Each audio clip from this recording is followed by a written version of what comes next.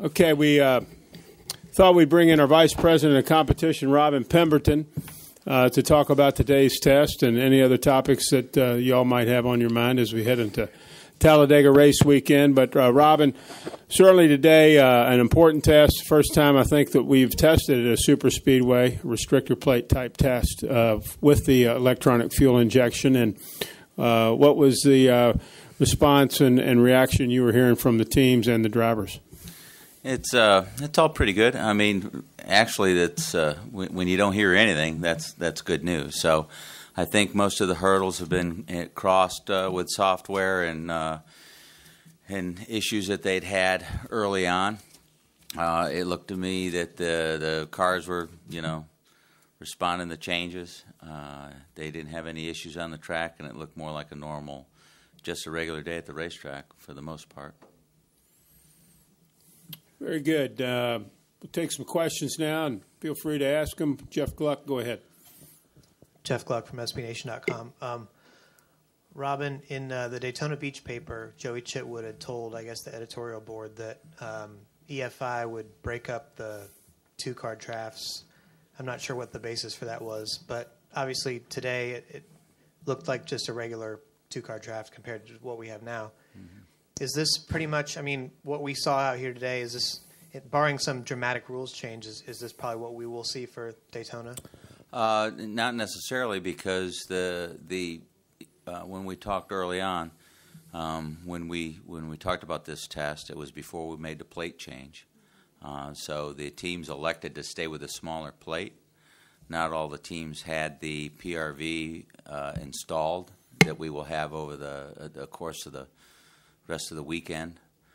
So really the things that we have mandated for changes or a place to start moving into this weekend and, weren't really what was out there today for the most part. Go ahead, Nate. Nate Ryan, USA Today. Going back to Jeff's question then, Robin, to follow up on that, if things are different than for Speed Weeks, do you anticipate that the two-car thing might go away based on what you guys can change? It's hard to say because it is such a delicate balance between chassis, aerodynamics, horsepower. I will remind everybody that what has enabled this to happen is the smooth surfaces. And once you learn something, it's hard. You don't unlearn it. You never unlearn it. And the things that we may attempt or we may change, could change some of that. But you can't speculate until a lot of other things happen. And we'll have to go back and we'll see. But as far as the fuel injection playing a role in that has really no bearing on whether you had a two-car draft or not. Okay, the dreaded follow-up then, Joey Chitwood seemed to imply that that NASCAR might want to take away the two-car drafting. He cited polling data from the track that indicated fans weren't as happy with two-car drafting. I know you're competition and you're not worried to get the big picture like that, but no, we are worried. It's all about that. But you have to be very careful because the cure can be way worse than the disease.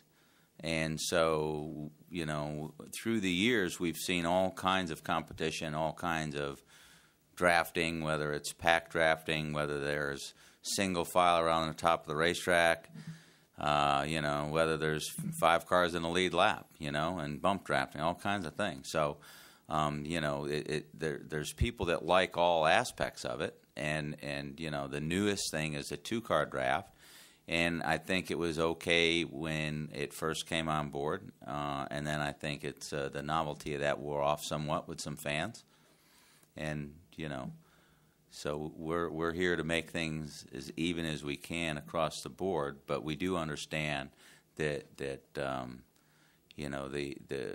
likelihood of that gaining popularity is not there. Go ahead, Stan. RPMtonight.com. Just to be clarified, there will be at least one more test of the EFI system on a super speedway prior to the Daytona 500, or will there be more?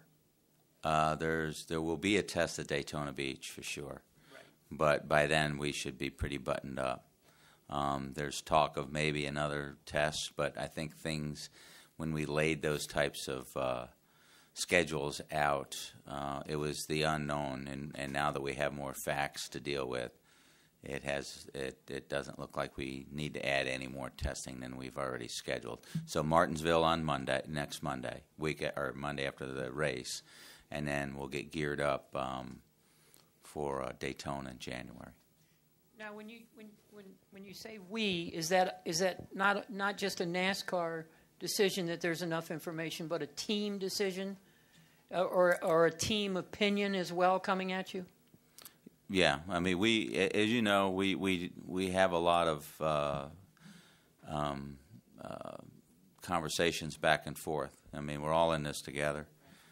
So anytime we're bringing something like this on board, it's important that everybody's prepared. And so, you know, we've scheduled a number of tests. We left it open that we could schedule more, but it appears as things are going along pretty good right now. Go ahead, Brian. Brian Strickland, Anderson Star. Robin, when you introduce the word computers into this thing, electronic and all this kind of stuff, is there a way that these cars can be set up with the computers and the electronics and all that kind of stuff to where they don't need the restrictor plate? Can you regulate the fuel-air mixture without needing it? Someday we will get there. Currently, we're on a slow, direct path of making sure that our cars run flawlessly, put on the same great racing as we've always put on at any place, let alone the restrictor plate races. So when we get confidence in that, we will continue to look at other ways and means in which to run big ovals like this. So anything's possible. Second question to that, when you also introduce the electronics and the computers and all these kind of different things, does that open up another avenue for teams to attempt to gain competitive advantages that y'all have to stay in front of? Yeah, I think anytime there's a rule change, this just happens to be in the electronic form, but anytime there's a rule change where we go and we change directions, the team that reacts the quickest is the one that gets the advantage the soonest. And so there are teams out there that enjoy a rule change because they think they can get there before anybody else. But we're confident that as far as the electronics goes, with the partners that we've picked in Freescale and McLaren and some of the others, that we will still have a nice level playing field, a place where everybody can work on their setups or engines and whatever else they have, that nobody will be disadvantaged over it. And that's what's important. 2013. Yeah, I was just wondering about the possibility of a new or a smaller radiator. I don't know if that would be just for restrictor plate races or whatever, because I guess the water would then heat up faster. Is that at all a possibility for next year? Yeah, it's pretty common knowledge out there. We've been working on the cooling systems for next year for the restrictor plate races. We haven't settled on anything yet, but we have evaluated the cooling systems that teams generally run at the 1.5 to 2 mile racetracks.